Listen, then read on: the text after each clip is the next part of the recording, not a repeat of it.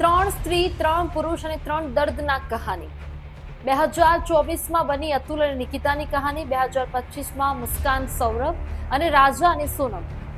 પહેલા વાત કરવી છે અતુલ અને નિકિતાની જે કહાની બની, એમાં અતુલે સુસાઇડ નોટમાં એવું લખ્યું કે તેના પત્નીના ત્રાસથી તે હેરાન પરેશાન છે, એના કારણે સુસાઇડ કરે છે.